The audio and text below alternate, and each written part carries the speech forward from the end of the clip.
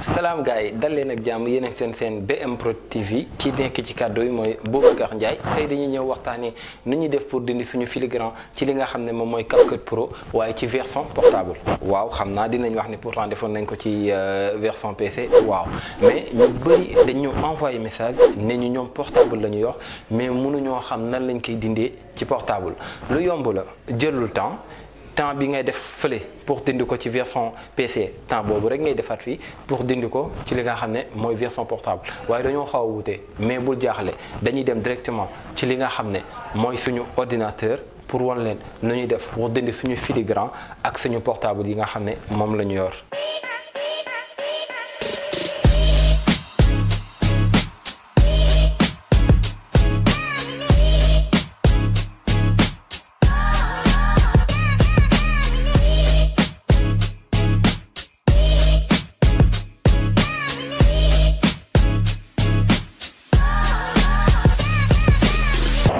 donc gars yi ñu ngi nii dañuy dem directement ci ordinateur bi donc dem ci suñu CapCut mu tijjeeku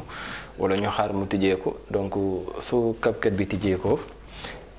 ñu dem directement ci projet parce que xam nañ ba dugal suñu image donc dañuy dugg biir projet parce que ci projet boobu foofu la ñuy jaaree pour dindi li nga xam ne moom mooy filigrane bi donc projet baa ngi noonu dañuy cliquer léegi pour dugg ci projet bi xaar projet bi tijjeeku. donc su tijjeekoo comme ni ma leen ko waxee rek foofu la ñuy mën a jaaree pour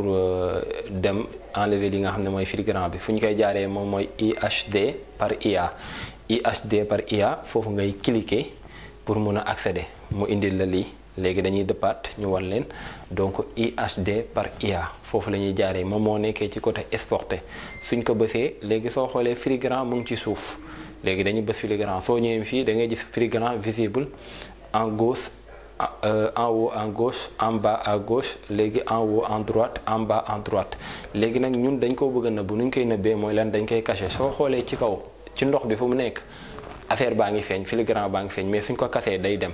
jeex na nii lañ koy dindee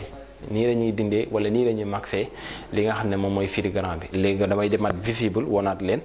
su ma bësaatee visible rek da ngay gis CapCut bi day ñëwaat gis ngeen CapCut bi ñëwaat na léegi nag su ma ko bëggee dindi damay ñëw masqué rek su ma ñëwee masqué su ma bësee masqué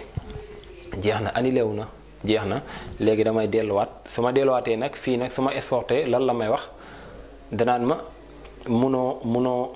munoo accéder tant que jëloo sa CapCut def ko CapCut Pro parce que dafa am leen lu manqué nag mooy gis nga flèche ba lay nekkee ci côté exporté moom laay désactiver voilà su ma ko désactiver rek c'est bon su ma exporté day jàll du taxawati donc nii la ñuy dindee li nga xam ne moom mooy suñu filigrane ci côté li nga xam ne moom mooy portable donc ñu dem ñu wan leen vidéo bi voilà jëlul temps nekkul lu yàgg voilà ñu bëri foog naa ne mën nañ ko parce que ñu bëri ñu ngi monter ak seeni portable donc pour ñu def ko moom du nekk lu jafe mais lii moom moo leen jaaxaloon parce que comme ni ma ko waxee bu version pro bi ñëwee donc dafa sonal ñu bëri ñu bëri donc bu version pro bi ñëwee dañoo obligé dawaat nekkat ci yeneen logiciel te parfois di nga nekk ci logiciel bi nga xam ne da nga xam ne logiciel bi amaana lu mu la mënal beneen logiciel bi ngay dem mënalu ko mënal wala mënalu ko donc nag da ciy baax soo gisee ñi lay détaillé wala ñi lay wax ni nii la ñuy enlever pour nga bañ a jaar fii nii wala soo jaaree fii mun nga ci gaañu jaaral nii donc soo ko gisee donc vidéo yooyu su ngeen ci jotee comme genre vidéo yi da ngeen koy jël ngeen partager ko parce que actuellement nii Sénégal ñëpp a yor CapCut moo xam góor moo xam jigéen jàppal ni ñëpp ay monter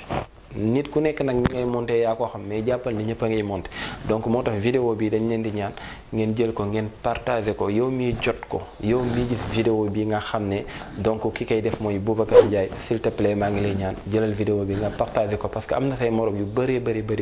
actuellement lii moo tax ñu annulé li nga xam ne moom mooy CapCut te am na ñu bëri ñi nga xam ne amuñu xaalis bu ñuy jëndee version pro malgré seerul yaa ngi comprendre mais am na ñi nga xam ne amuñu xaalis boobu noonu comme nag amuñu xaalis boobu noonu te wan nañ leen nuñ koy dindee ba doo fay donc yow mii nga xam ne jàkkaarloo nga ak vidéo bi nii di ma seetaan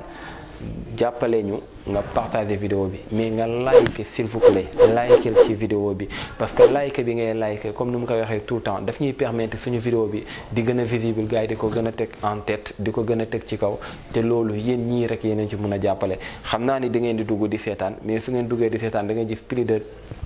100 ou 200 vues mais 200 vues da ngay gis benn 4 like moo ci am 3 like duñ ne sax da ngeen di bañ a like mais xam naa ni xel day fattu donc yow mii di gis vidéo bi s'il vous plaît del like ci vidéo bi c'est très important di leen fàttali ni semaine bu nekk dinañ dugal ñett wala ñaar vidéo incha allahu rabbi moo xam vidéo bi nga xam ne vidéo libre la comme ni ma ñëwaatee nii ci CapCut mu nekk vidéo libre ak yeneen vidéo yi nga xam ne tamit donc dañ ciy waxtaanee ci Streamlab OBS Studio ak Prisma Live Studio malgré ñëwaguñ ci OBS waaye OBS dinañ ñëw ak moom ci yenn méthodes yi nga xam ne du ñàkk donc ay vidéo libre lay nekk tamit yooyu yëpp nañ ko bàyyi xel donc di leen